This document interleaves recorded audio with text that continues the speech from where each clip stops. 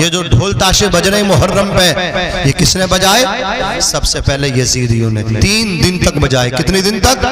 3 دن تک لگاتار بجائے۔ کربلا سے کوفہ، کوفہ سے دمشق، دمشق میں بجتے رہے 3 دن کے بعد پھر نہیں بجے۔ 3 دن کے بعد ختم، پھر یہاں تک 300 سال تک نہیں بجے۔ 300 سال تک ماتم نہیں ہوا، 3 دن تک ہوا۔ 300 سال کے بعد پھر یہ اللہ اکبر بلا شروع ہوئی۔ اور یہ جو تعزیہ بنتا ہے نا، معلوم ہے یہ کس نے بنوایا؟ یہ تیمور جو مسلکن اللہ اکبر شیعہ تھا، اللہ اکبر، یہ ہر سال یہ 13 سال کی عمر میں چغتائی جو ترک تھے ان کا 13 سال میں سردار بن گیا تھا اور پوری دنیا پہ سرداری کا خواب دیکھتا تھا۔ فتح کرتے کرتے کرتے کرتے ہندوستان آیا، ہندوستان سے ہر سال جاتا تھا عراق، یاد مناتا تھا، لیکن 1 سال بیمار ہو گیا۔ جو ڈاکٹر تھے، طبیب نے کہا اس سال نہیں جا سکتے، سفر نہیں کر سکتے، نقصان دے گا۔ تو اللہ اکبر جو ہواری نواری تھے انہوں نے نقشہ امام حسین کے روزے کا بنوایا، ہندوستان منگوایا، اسی کو کہتے محرم تعزیہ۔ سمجھ رہے آپ؟ پھر وہ ایسا شوق ہوا، وہی بادشاہ تھا تیمور لنگ، اس کے اشاروں پہ اس کو شیعوں نے خوب فروغ دیا اس چیز کو، یہ پھلتا گیا، یہاں تک کہ مسلمان تو مسلمان، غیر مسلم لوگ بھی تعزیہ بناتے رہے۔ بر صغیر میں یہ اس چیز کو بڑا پروان چڑھا، لیکن تیمور زیادہ دنوں تک نہ دیکھ سکا، مر گیا۔ لیکن اس کے بعد پھر بھی اس رسم کو اللہ اکبر فروغ ہی ملتا رہا، آگے بڑھتی چلی گئی۔ میں پوچھنا چاہتا ہوں، امام حسین کے مخالفین نے ڈھول تاشے بجائے، آج ہم ڈھول تاشے بجاتے ہیں، کہ یہ امام حسین کی محبت ہے؟ اب میں تمہیں چند باتیں بتاؤں گا۔ 10 تاریخ کو جب یہ تعزیہ اٹھتا ہے، ہم مصنوعی کربلا لے کر کے جاتے ہیں۔ 10 تاریخ جس دن میلہ جھمیلا ہوتا ہے، پتہ نہیں کیا کیا خرافات ہوتی ہے، اس دن ہمیں کیا کرنا چاہیے؟ اور ایک ہوتی ہے گشت، گشت کے معنی آتے پھرنا، اسے کہتے ہیں پھرنے کی رات۔ وہ پھرنے کی رات ہے یا عبادت کی رات ہے، جسے کہتے ہیں نا گشت رات۔ ایک تو گشت رات پہ بات کرتا ہوں میں، اور ایک کرتا ہوں 10 محرم کے دن کی بات، پھر بات ختم کروں گا کہ 2 دن ہمیں کیا کرنا چاہیے۔ پتہ نہیں پھر آپ سے موقع ملے یا نہ ملے، مصروف آپ بھی ہو جائیں گے، میں بھی ہو جاؤں گا، مجلسیں زیادہ ہوں گی، تو آج ہی اس کو آپ سن لیں۔ گشت رات میں آپ کو کیا کرنا ہے، اور محرم کی 10 تاریخ صبح میں آپ کو پورا دن کیا کرنا ہے، یہ سنیے۔ عاشورے کے دن کیا کرنا، عاشورے کی رات میں کیا کرنا، عاشورہ کہتے ہیں 10 کو، عاشورے کی رات یعنی گشت رات، اللہ اکبر، اس رات میں کیا کرنا ہے سنو، اللہ اکبر۔ سرکار غوث اعظم رضی اللہ تعالی عنہ فرماتے ہیں، غنیت الطالبین کے اندر لکھا ہے کہ عاشورے کی رات میں جسے کہتے ہیں گشت رات، وہ عبادت کی رات ہے، اللہ اکبر۔ اس میں چاہیے کہ دعاؤں کا اہتمام کریں، عبادتوں کا اہتمام کریں۔ اس رات میں غوث پاک فرماتے ہیں، اگر کوئی بندہ مومن خلوص للہیت کے ساتھ اللہ رب العزت کی رضا کے لیے 4 رکعت نفل نماز پڑھے، اس طریقے سے پڑھے کہ ہر رکعت میں سورہ فاتحہ کے بعد 50 مرتبہ قل هو اللہ احد پڑھے۔ کیا پڑھے؟ زور سے بولو، قل هو اللہ احد پڑھو، اللہ الصمد لم یلد ولم یولد ولم یکن لہ کفوا احد۔ سورہ گشت رات میں عاشورے کی رات کی بات کر رہا ہوں، 4 رکعت نماز اس طریقے سے پڑھے۔ پڑھنے کی ترکیب یہ ہے کہ ہر رکعت میں چاروں رکعتوں میں سورہ فاتحہ الحمد 1 مرتبہ پڑھیں، الحمد کے بعد 50 مرتبہ قل پڑھیں۔ غوث پاک فرماتے ہیں جو خلوص و للہیت کے ساتھ 4 رکعت نماز نفل اس طرح پڑھے گا، اللہ تعالیٰ اس کے 50 سال کے پچھلے گناہ معاف فرما دے گا، اور 50 سال کے اگلے گناہ معاف فرما دے گا، اور اس کے لیے 1000 محل جنت میں تیار کرائے گا۔ سبحان اللہ، سبحان اللہ، ماشاءاللہ۔ مجھے بتاؤ یہ پھرنے کی رات ہے یا عبادت کرنے کی رات ہے؟ ڈھول لے کے پھرتے رہو پورے گاؤں میں، ارے بولو، پورے گاؤں میں کشت نکالتے رہو، پورے گاؤں میں پھرتے رہو، اس سے امام حسین راضی ہوں گے؟ نہیں، حسین تو تجھ سے راضی تب ہوں گے کہ پورا اللہ اکبر محلہ گشت کرتا رہے اور تو مسجد میں جا کے سجدے میں پڑ جائے، اس سے حسین راضی ہوں گے، حسین کے نانا بھی راضی ہوں گے۔ اور اندھیری قبر میں اجالے کی سب کو ضرورت ہے؟ بولو، سب چاہتے ہیں سب کی قبر میں اجالا ہو۔ تو غوث پاک فرماتے ہیں کہ 2 رکعت نماز اس رات میں اس نیت سے پڑھو کہ قبر میں روشنی ہو جائے۔ ترکیب 2 رکعت پڑھنے کی یہ ہے کہ دونوں رکعتوں میں الحمدو کے بعد 3 مرتبہ قل پڑھو۔ کتنی مرتبہ پڑھنا؟ قل ہی ہے، 3 مرتبہ قل پڑھ لو۔ غوث پاک فرماتے ہیں جو شخص جو ہے قبر کی روشنی کے واسطے 2 رکعت نماز شب عاشورہ میں اس رات میں، جس کو گشت رات کہتے ہیں ہم اور آپ اپنی زبان میں، اللہ اکبر 2 رکعت نماز اس طرح پڑھ لے، الحمدو کے بعد 3 مرتبہ قل پڑھ لے، اللہ اکبر 2 رکعت مکمل کر لے، غوث پاک فرماتے ہیں اس کی قبر روشن ہو جائے گی اور قیامت تک روشن رہے گی۔ قبر روشن، قیامت تک روشن۔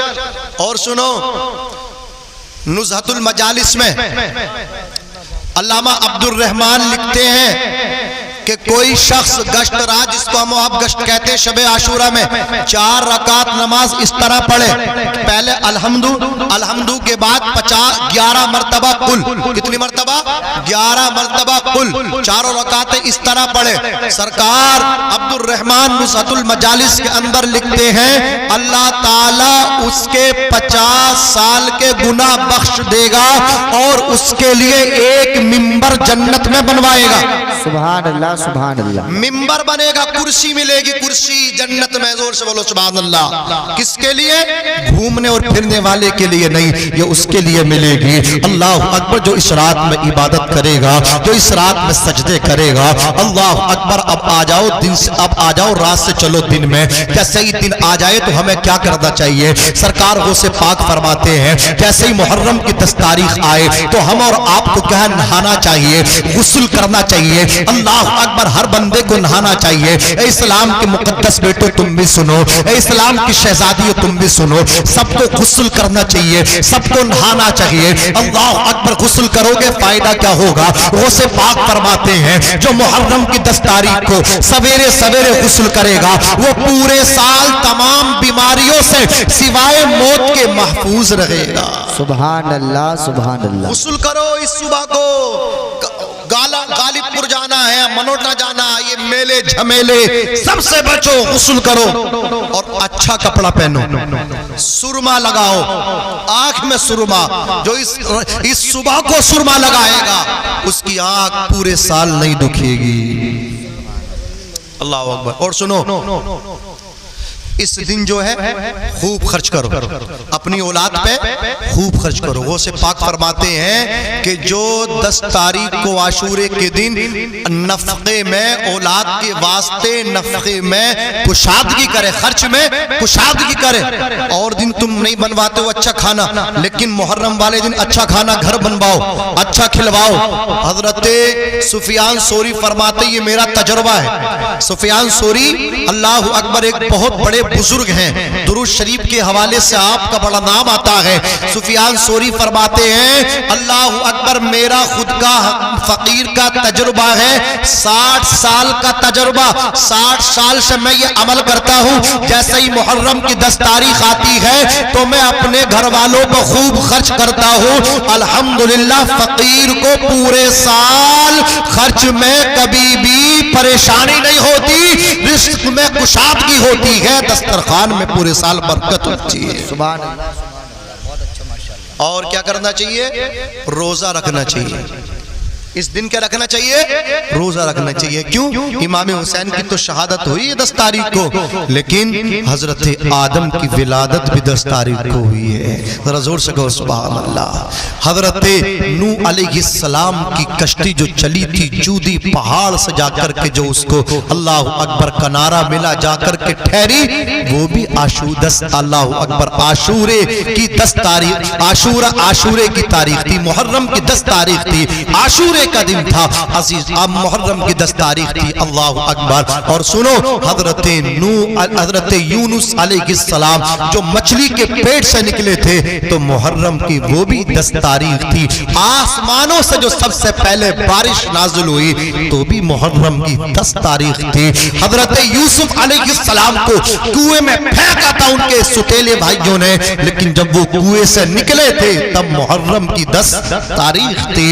اللہ اکبر، حضرت موسیٰ علیہ السلام کو اور بنی اسرائیل کو جو فرعون سے نجات ملی تھی وہ بھی محرم کی بولیے 10 تاریخ تھی۔ اللہ کے رسول جب ہجرت کر کے مکے سے مدینہ آئے تو آپ نے دیکھا یہودی روزہ رکھ رہے ہیں، کہا یہی روزہ کیوں رکھ رہے ہیں محرم کی 10 تاریخ کو؟ کہا اس دن بنی اسرائیل کو حضرت موسیٰ کو فرعون سے نجات ملی تھی۔ سرکار فرماتے ہیں حضرت موسیٰ کے ان سے زیادہ حقدار ہم ہیں، ہم بھی روزہ رکھیں گے۔ سرکار نے روزہ رکھا اور فرمایا اس سال ہم نے 1 روزہ رکھا ہے، اگلے سال 2 روزے رکھیں گے، ان کی مخالفت کریں گے، یہ 1 رکھتے ہیں ہم 2 روزے رکھیں گے۔ سبحان اللہ۔ سرکار ارشاد فرماتے ہیں کہ نفل روزوں رمضان شریف کے بعد سب سے افضل روزہ محرم کی تاریخ میں 10ویں تاریخ کا روزہ ہے، عاشورے کے دن کا سب سے افضل روزہ ہے،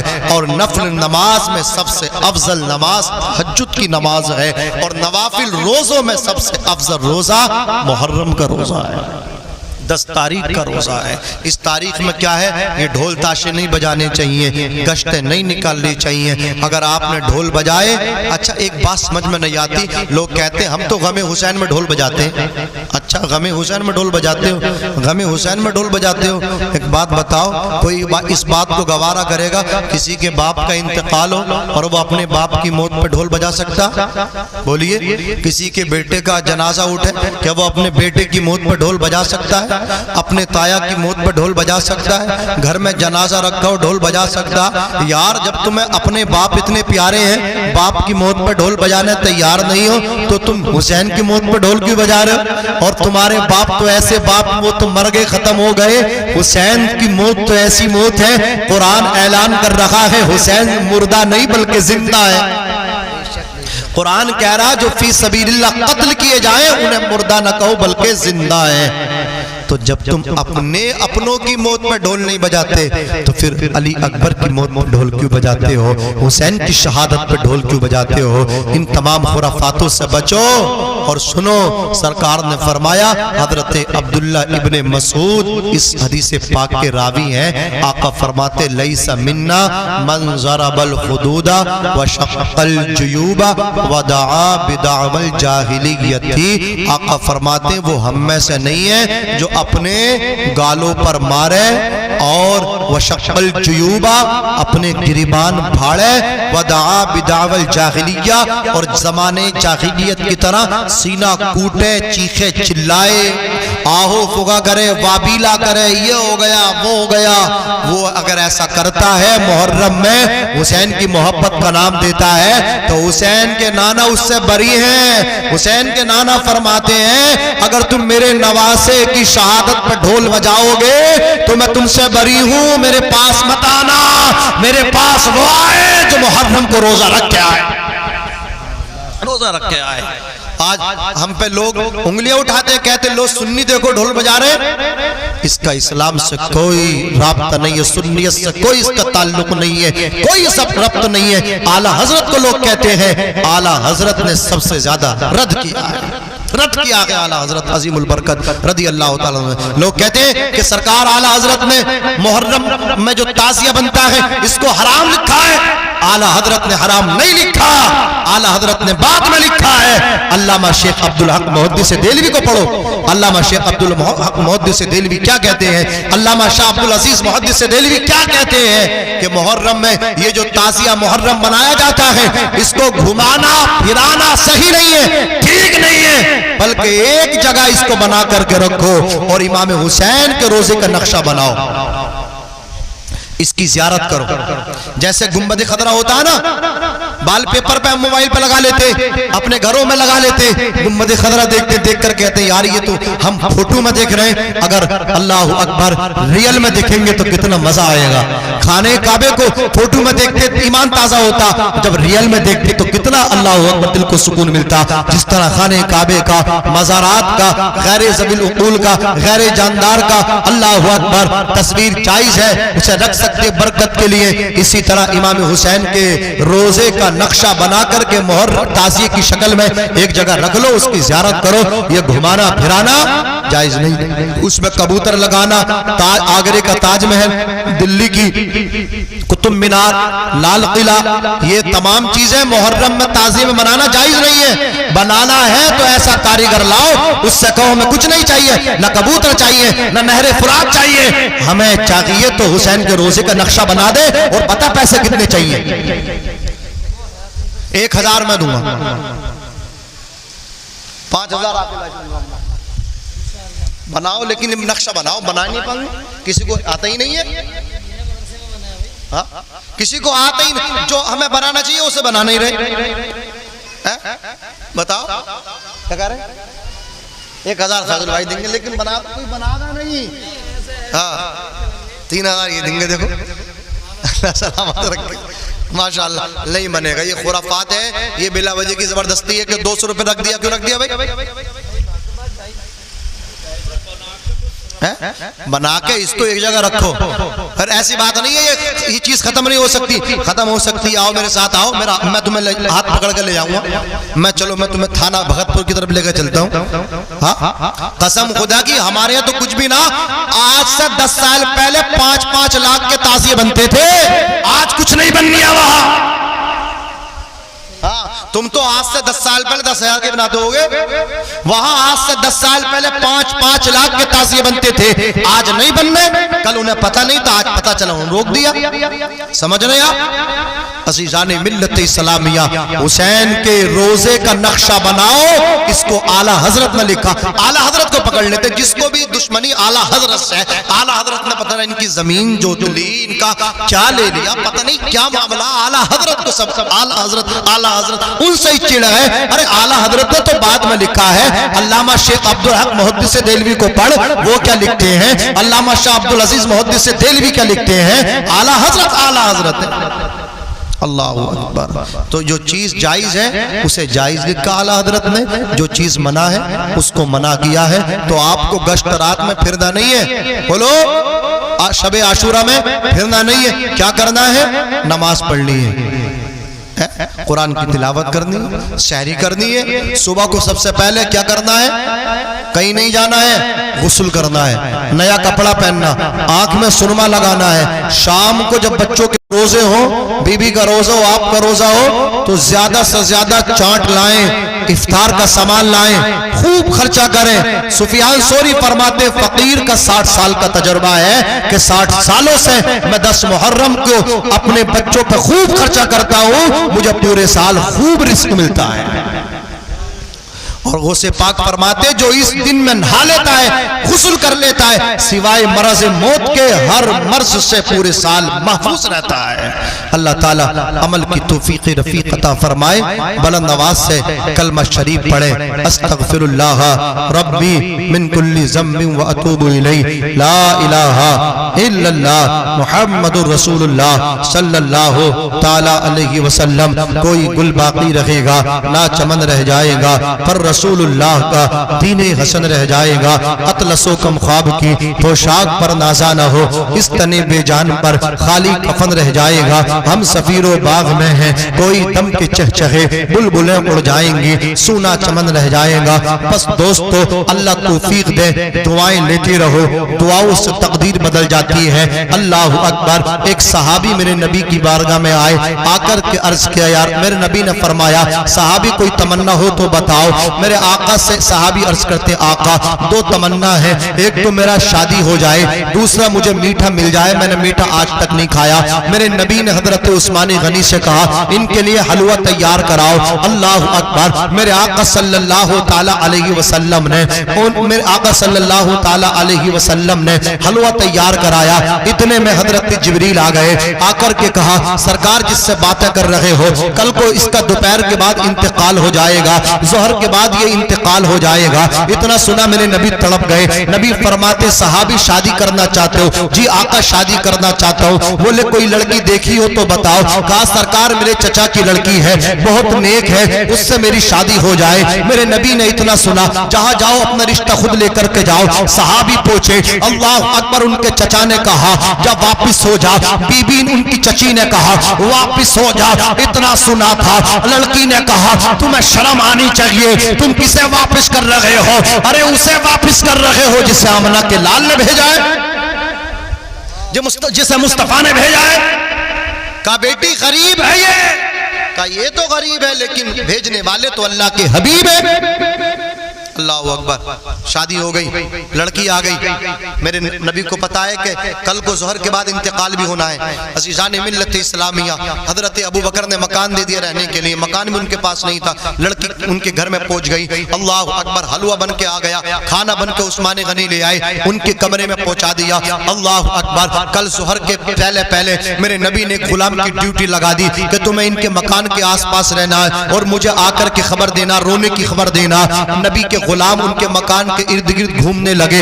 عصر کا ٹائم آ گیا، اندر سے رونے کی آواز نہیں آئی۔ نبی کے پاس پوچھے، آقا فرماتے کیا رونے کی آواز آئی؟ کہا سرکار رونے کی آواز نہیں آئی، اس مکان سے تو مسکرانے کی آواز آتی ہے، ہنسی کی آواز آتی ہے۔ میرے آقا وہاں رونا نہیں ہے، وہاں غم نہیں ہے، وہاں خوشی ہے، وہاں مسکراہٹ ہے۔ اتنا سنا میرے نبی نے ہاتھ اٹھائے، اللہ اکبر عرض کیا، پروردگار جبریل نے کہا تھا کل ظہر کے بعد مر جائے گا، وہ تو ابھی تک زندہ ہے، کیا معاملہ ہے؟ رب نے فرمایا محبوب ہوتا تو وہی جو جبریل نے کہا ہے، قدرت نے کہا ہوتا وہی جو جبریل کہہ رہے تھے۔ مولا موت کو کیوں ٹال دیا گیا؟ موت کو آگے بڑھا دیا میرے غلام کی۔ اللہ نے فرمایا ہاں محبوب اس لیے بڑھا دیا ہے، تیرا امتی میرا بندہ زندگی میں پہلی مرتبہ دسترخوان پہ جب حلوہ کھانے کے لیے بیٹھا، دروازے پہ ایک فقیر آ گیا، آنے کے بعد کہا میں بھوکا ہوں، یہ حلوہ مجھے کھلا دو۔ زندگی میں پہلی مرتبہ جسے حلوہ ملا، اگر آگے بڑھنا چاہتا، ترقی کرنا چاہتا، جو تجھے پسند ہو وہ غریب کو دے دے۔ شادی میں کھانا بچ گیا تو کتے بھی کھا جاتے ہیں، جہاں امیروں کو انوائٹ کرتا ہے وہاں اپنی بستی کے غریبوں کو بھی بلا لے، انہیں کھلا دے تو کمال ہے۔ اللہ اکبر، میرے اللہ نے فرمایا حبیب پہلی مرتبہ کھانا حلوہ بیٹھا تھا، دروازے پہ مانگنے والا آیا مجھے کھلا دو۔ تیرے غلام نے بی بی سے کہا اے میری بی بی مجھے تو مل گئی، سب کچھ مل گیا، اگر تو چاہتی ہے تو یہ حلوہ میں اس کی جھولی میں اٹھا کر کے ڈال دو۔ کہا جو تمہاری مرضی وہ میری مرضی ہے، جو تمہاری خوشی میں میری۔ حلوہ اٹھا کے ڈال دیا۔ اب اس کے ہاتھ اٹھے، دعائیں لے لو غریبوں کی، قسمت بدلے گی ہماری آپ کی۔ حلوہ اسے ملا، اس کے ہاتھ اٹھے غریب کے، ادھر اس کے ہاتھ اٹھے، ادھر قدرت کا قلم چلا۔ موت آ رہی تھی، موت ٹل گئی۔ ہاتھ اٹھے غریب کے، اللہ اس نے اپنے حصے کا حلوہ مجھے کھلا دیا، اپنے حصے کا مجھے دے دیا، مولا اس جوڑے کو سلامت رکھنا۔ غریب نے دعا کہہ دی اس جوڑے کو سلامت رکھنا۔ حبیب وہ غریب دعا کر گیا تو ہم نے اس جوڑے کو سلامتی دے دی، جو میرے نام پہ بھوکوں کو کھلائے۔ بھلا اس کی بیوی یتیم بیوہ کیسے ہو سکتی ہے، اس کا سہاگ کیسے اجڑ سکتا ہے؟ اللہ اکبر، سوچے تو صحیح، غریب کی دعا میں اتنا اثر ہے تو سوچو پھر ماں باپ کی دعا میں کتنا اثر ہوگا۔